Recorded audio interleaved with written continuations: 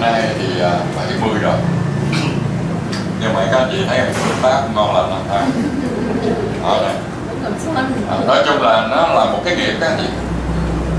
Đúng ra đó là con cháu tôi bây giờ nó cũng thành danh hết rồi.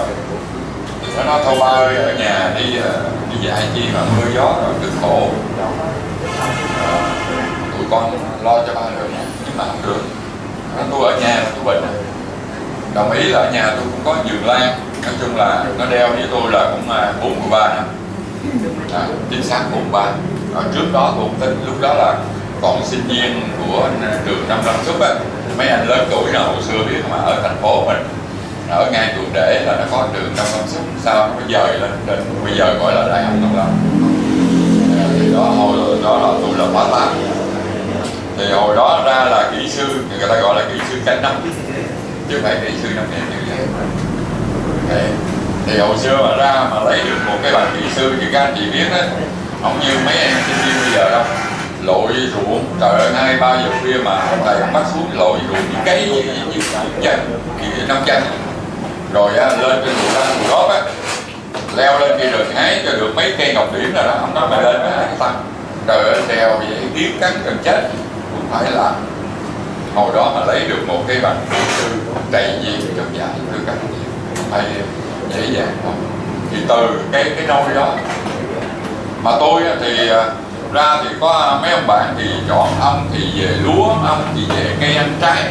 Tôi là tôi khoái cái ông nội con Lan này phải chết.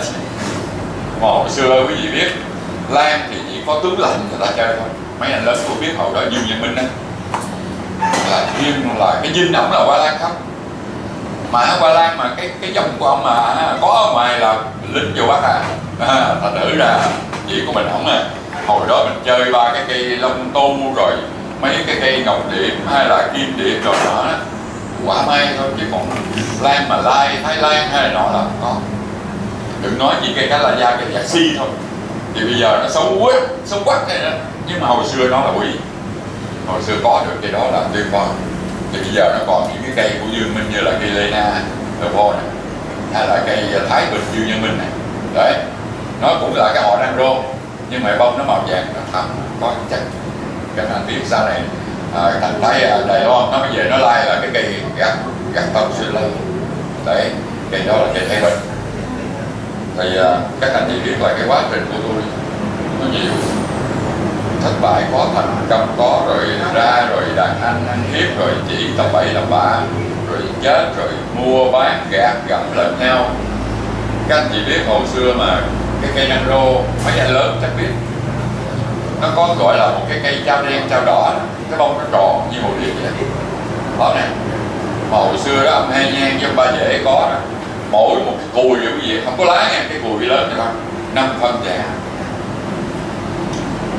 Mà người nào không biết mà này mà cắt cái hướng đầu á là bị chửi. Ê nhỏ mày chơi bộ tam cái chơi mày hổn mày đòi cái lớn, mày để tao chơi cái đuôi, chửi bán mà mình này mình mua mà bị chửi. Thì tôi biết thân, tôi biết này cái đuôi thôi. Nó thôi bye bye, chia cho con cái đuôi, con thích cái này không. Ông chia, nói thôi bây giờ không chia tại chỗ, nhưng mà thôi mai mốt mày xuống nhà tao đi. Thì xuống, nó nói ê 5 phân nha mày. Nó dạ, hồi đó là tính bằng vàng thôi mà cái gì. Thì tôi xuống, thì cây đen rô nó giống vậy thôi, nhưng mà ở sau này nó đá đây đó, giống y nhông nội nè. Thì xuống cái đấy, đi đâu Ngọc? Dạ, bắt ba mướn nó chưa cho chia cho con cái cùi, cái trao đen mà. Nó vậy hả, không quên, không phải ngồi chờ chúng ta đi ăn sáng ấy. Không đi không có, rồi tới trưa 11 giờ mình ngồi cái ghế đá, ngồi chờ cái ông về. Ủa mình ngồi đây chi đấy? Trời thật. Dạ nó ba hứa kêu chào này cắt một cái cùi. Thôi để ăn cơm. Anh mà tới bên đó tao cũng ráng nha. Vô ăn cơm xong cái ngủ trưa mẹ rồi. Cái ông ngủ rồi mình cũng biết ngủ nha, ngủ ông ngủ rồi cũng biết ngủ, nằm ngang ghế đá ngủ chứ không chịu về nha, nhất định. Rồi cái đợi dậy 1 giờ mấy cái ông quậy ly cà phê đá, ngồi cái ông cầm ly cà phê đá, tay cầm chiếc thuốc ra còn đây Rồi cái cùi thấy không, 5 phân có đem không? Dạ có. Đâu? Trời ơi quý vị biết, tôi rút chiếc nhẫn cưới của bà xã đây này, bây giờ nó còn cái ngắt này, nó không lành, chắc có để tôi dồn gì là tôi hận. Và tôi mấy gì mấy là đi dạy gì đó ngó vậy thì mình thấy là cái thế hệ sau mình nó thiệt thòi. Hỏi không ai chỉ, quý vị coi cái nghề nào cũng vậy mà riêng cái này, ba cái đồ chơi này mà giấu. Hỏi chỉ trên trời dưới đất đó nè, phun lên trên mạng thì nói tùm lum tà la để lừa để này. Thành thử ra tôi bức xuống cái chỗ này mà tôi phải đi về đây. Thì rút cho năm ra, rút nó lậm mà sao tôi rút hoài tôi không ra ta, cái nhẫn cưới mình à. Mà ông đưa cho ổng thì không lấy được cái cùi, rút ra mà nước mắt muốn trào rồi. Đó nè, kỷ niệm mà rút ra đưa cho ông, đưa mà cứ cà thùng không lấy được cái cùi. Mấy miếng dây báo, cho miếng dây báo không chịu nha, thêm miếng ni lông nữa, sợ dòng đường nó văng. Nó còn cục bị lớn vậy đó, gói về đâu đó trồng đàng hoàng thì mình có kỹ thuật mà, trường lớp đàng hoàng mà đâu có sợ mấy cùi gì đâu. Cái tôi về tôi làm ra kia đấy, làm ra kia xong cái trồng mà quý vị biết không, đưa cái cùi ác liệt, còn có một cái hồn mày nè, trời ơi về trồng vậy nó ra cái nó xìu lên xẹp xuống nương lên đổi mà 3 năm sau cái quý vị nó đổ bông. Trời quỷ thần ơi, nó không phải chao đen chao đỏ mà nó chao chùa. Mẹ bà ơi, cái kia của người ta đen thui đỏ chét còn quay, còn này nó cánh cột cánh xè, nó hở nó hở, nó kín nó tím nó hường. Trời đất ơi, ông đưa cái khác cái chạy xuống ba sao cái bông ba đưa con không phải. Mày nói sao chứ mày em nó cắt ngay nguyên cái chậu đó mà mày về mày coi con phân bón mẹ rồi nó bớt.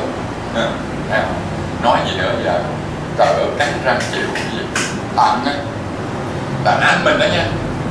Thì quý vị thấy từ cái đó thì tôi mới thương những cái đàn em đi sau luôn. Để thật thử ra sẵn đây tôi nói luôn á, các anh chị ngồi đây là một cái duyên phải không này, các anh chị muốn mà tập họp như thế này không phải dễ đâu, và tôi cũng vậy phải không này. Nhiều khi là các anh chị không có duyên với tôi thì các anh chị đi học qua Thanh Tâm hay là đại học khoa học tự nhiên của ông Tịch hay này nọ thì mình cũng không gặp nhau phải không này. Mà tôi muốn gặp các anh chị cũng không được thì thôi, đây là một cái cơ hội, một cái duyên thì tôi với các anh chị từ đây mình là bạn bè, là cha chú đối với mấy em nhỏ này, đúng không? Từ nay chung tay với nhau các anh chị làm, không phải là xong cái lớp này ở đây rồi thôi. Khi mà ra ngoài mỗi người về nhà nấy rồi làm thì các anh chị yên chỉ như thế này, lúc nào cũng có tôi ở sau lưng. Các anh chị đồng ý không? Đồng ý không? Đấy. Thì như vậy thì các anh chị mình yên tâm. Tôi thì tôi không có giấu, bởi vì con cái tôi nó theo cái nghề của tôi.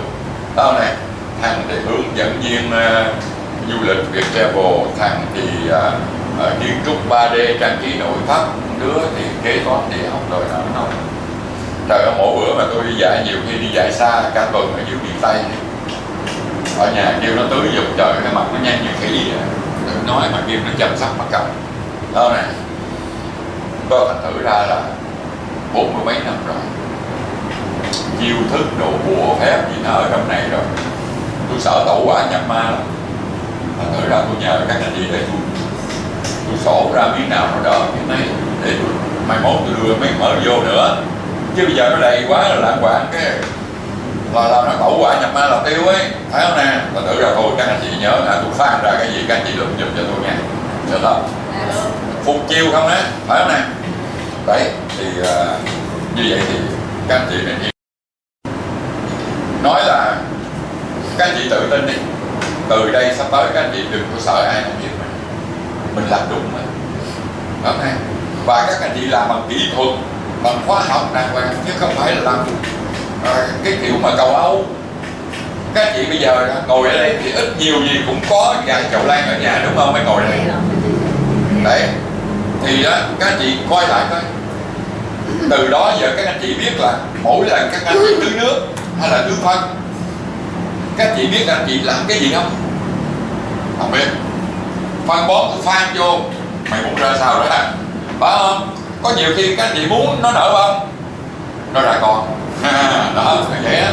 Rồi nhiều khi thấy nó gần chết rồi muốn ra rễ, nó ra bông. Nó nghịch lý mình không nè, thấy không?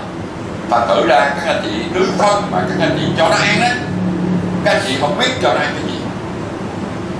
Cho ăn vậy thôi, 30, 10, 30, 20, 15, 30, 15 vậy thôi. Chứ còn không biết là mình đưa vô cái đó nó sẽ làm cái gì cho mình. Các anh chị hoàn toàn không biết.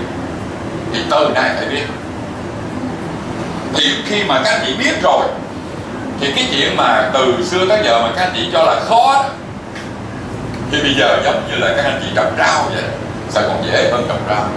Bởi vì mình biết mình làm cái gì, mình cho nó ăn cái gì và nó sẽ sản sinh ra cái gì sau đó. Chứ không phải cầu Âu, không phải là cái kiểu mà hồi xưa giờ mình trồng giống như đi câu cá vậy. Mày muốn dính không dính thôi. Có khi mình muốn câu cá đê dính cá sặc, hơn nè, không được. Cái nghề này nếu mà các anh chị đã yêu nó rồi thì các anh chị phải biết giải quyết tình huống khi nó bệnh đau như thế nào. Nhưng nếu mà các anh chị cho ăn đúng, cho ăn đủ thì đừng mong nó bệnh. Nó giống như con người mình vậy, ăn uống đầy đủ chất làm sao bệnh nó có sức kháng, nó cũng như mình. Còn có anh chị cho ăn tầm bậy là bả thiếu thốn thì nó bệnh, không nè. Rồi các anh chị cứ nghiên cứu về bệnh không, ăn thì không cho ăn, tối ngày cái trời mưa dầm chết mẹ không bệnh rồi sợ bệnh sớm. Con ta chưa bệnh đưa mang thuốc bệnh về xếp vô, mà các anh chị nên nhớ là cái thuốc nó đâu có tốt đâu, nó giải quyết tình huống thôi, nó làm ức chế tăng trưởng cái cây này thôi. Bây giờ các anh chị nè, giờ song song nha, giờ đè đầu trước rep á, tất nhiên là Reptomycin chích vô để ngừa lao, chịu không? Chích vô cái muốn bỏ ăn rồi, thấy không? Bây giờ các anh chị ăn uống sung mãn đủ chất, tháo nè, thì con người mình nó mạnh mẽ, đi vào mưa dãi nắng không sao hết. Còn các anh chị tối ngày ru rú ở trong nhà ăn uống cứ cử kiên rồi này nọ, đó nè, đồ cao lương mỹ vị không à, còn rau cỏ ở nhà thôi, trồng ở dưới đất cát không dơ này nọ, mua 3 cái rau ở ngoài đó lá chà bá này toàn là thuốc kích thích trong đó không, quất vô đó nè. Thì các anh chị thấy như thế nào? Con người mình nó mập giả, nó tăng trưởng giả, chứ nó không phải là thật. Còn các anh chị tự nhiên, tất nhiên là mình theo cái cơ thể của mình, mình thấy mình theo cái, nhiều khi con người mình nó thiếu cái nó biểu hiện cái nó kích hoạt để cho mình thèm. Có bữa nào thèm lái xe là thấy bà kia rinh cái đậu phộng nấu đi nghe, thấy thèm quá ta, mua bữa là cơ thể mình thiếu nó đó. Cái có lúc cái mình thèm ngọt, có lúc cái mình ăn ngọt vài lần cái mình thấy nó ngán, cái lúc mình thèm mặn, đó là cái cơ thể mình kích hoạt để cho mình cung cấp vào. Mà nhiều khi các anh chị không thèm cái đó, nhưng mà nói cái đó bổ, cứ ăn cố sát vào, mà trong khi mình không thèm, ngán, nhưng mà biết đó bổ này, ăn vô là nó chữa ngừa được bệnh ung thư. Thôi thấy nó ngán thiệt nhưng mà thôi cũng ráng dòng vô đi, cái đó chết rồi, đúng không? Cơ thể mình nó đủ, nó không cần cái đó mình cứ nhét vô, nó là thuốc độc. Thuốc bổ mà quý vị lạm dụng đó thì nó thành thuốc độc.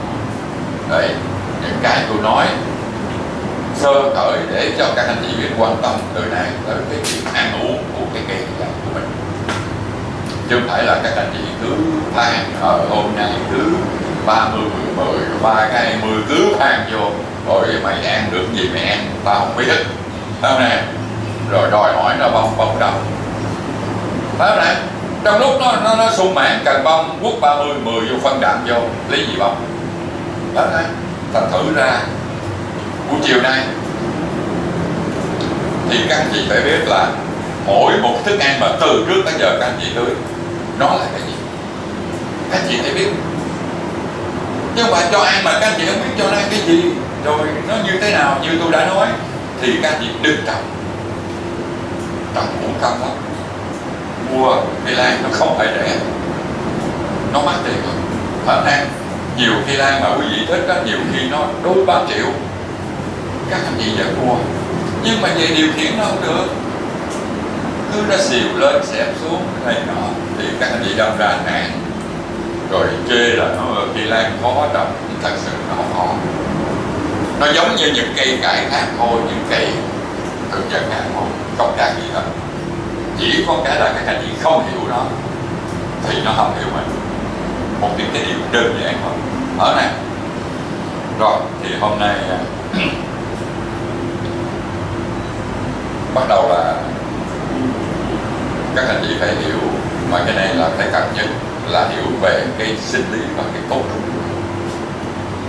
Ở đây tôi nói thật với các anh chị,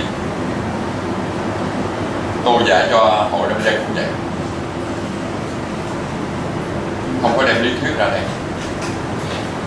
Mình không có thời gian, mà các anh chị không có thời gian để ngồi ở đây để nghe ông thầy nói trên trời dưới đất, cởi ngựa xem hoa, không có ai trân trọng.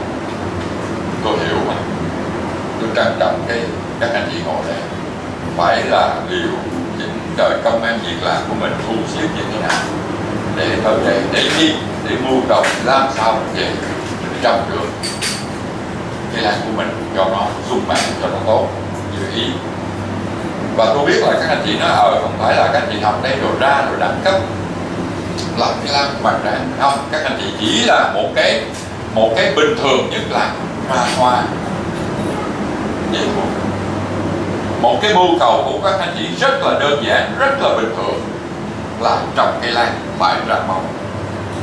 Đó là một cái điều mà các anh chị tới đây đi học, chứ không phải là tôi học ra đây để tôi làm vườn, hay là vài chục mẫu, hay là tôi kiếm bạc tỷ, hay là tôi đi thi, tôi làm để đi thi cử hay này nọ để đấu đá với người ta.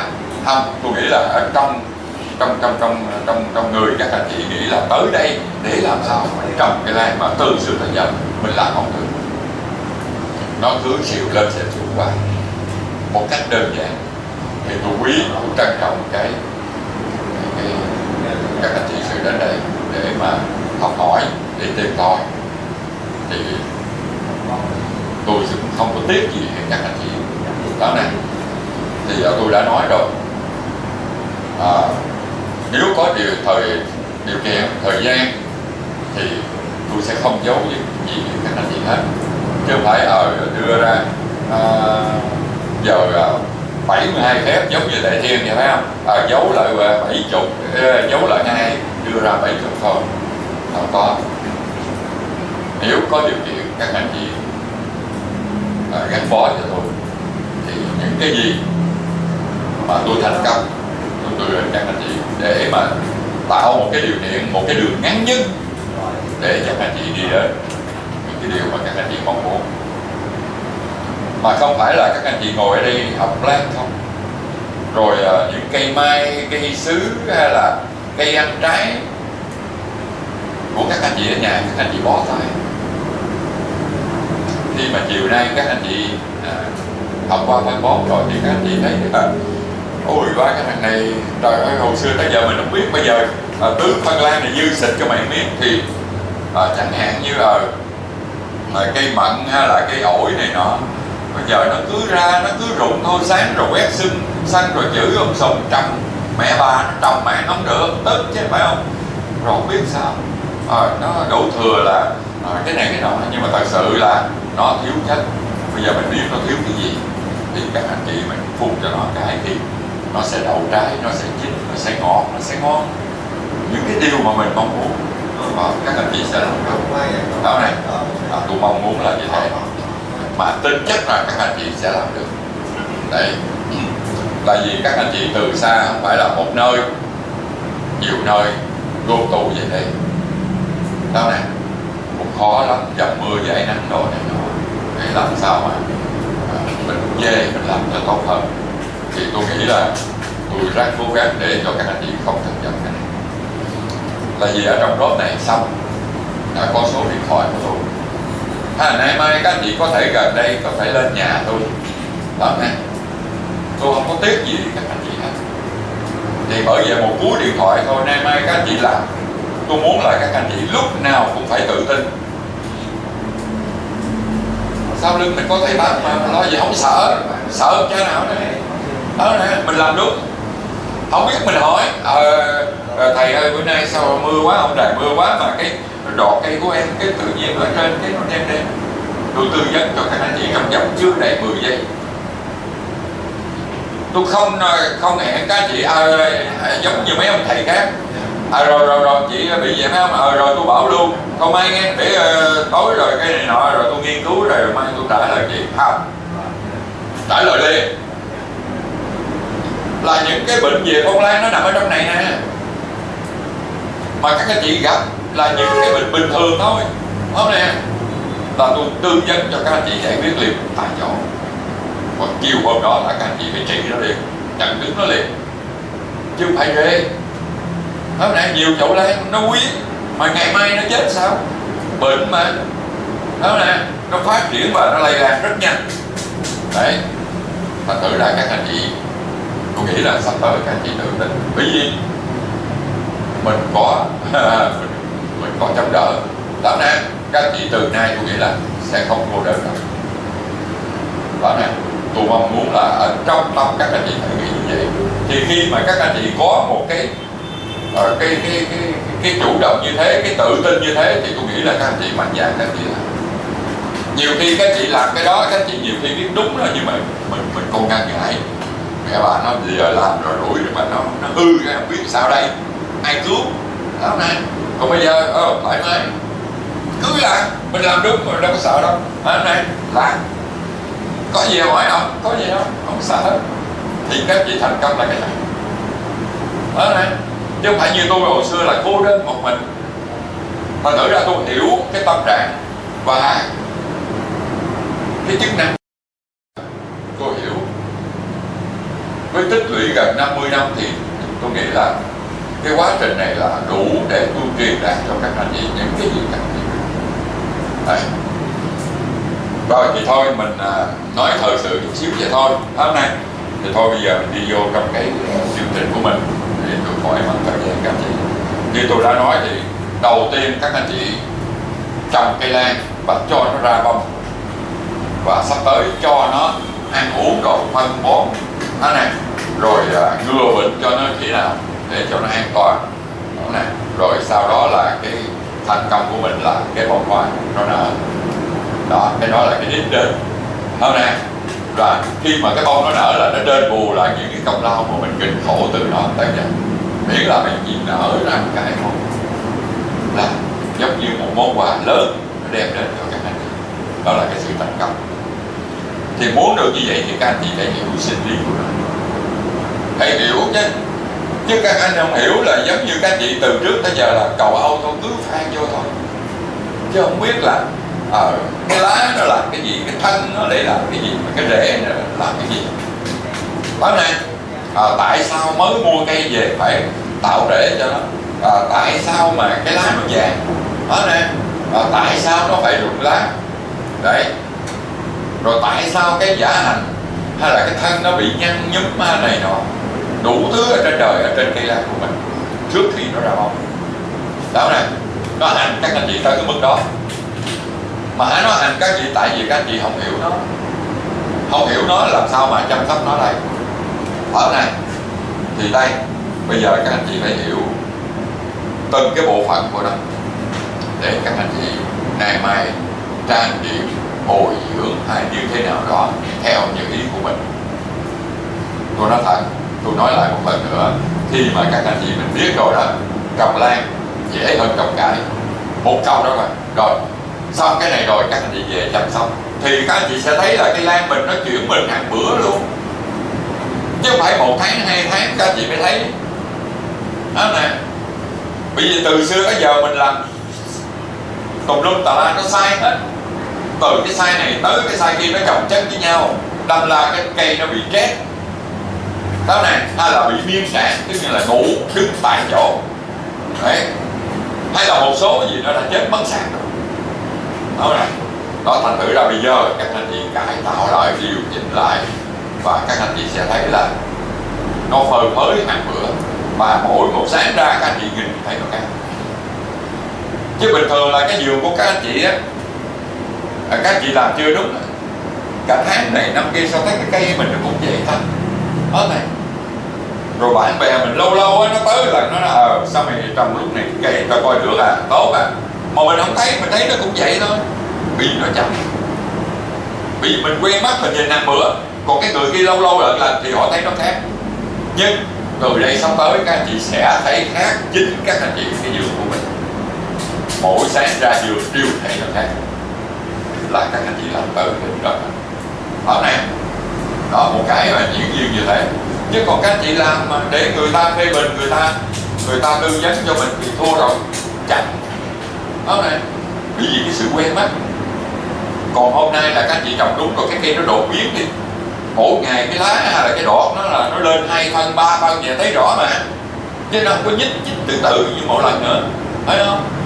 Hoặc là sắp tới là các anh chị muốn là cho nó giọt lên, hoặc là muốn hạ cho này nó đun xuống, cái đó tùy các anh chị thôi. Khi mà các anh chị nắm kỹ thuật giống như là các anh chị phép màu có khác. Đó này, đối với bạn mình trời ơi này dữ quá, có bùa hả mày? Sao trước thấy cây nó cao quá, ốm nhất, sau này nó lùn mà nó mập dữ. Đó nè, các anh chị đưa nó lên được thì có thể đè nó xuống được. Chuyện nhỏ, thấy không? Kỹ thuật mà.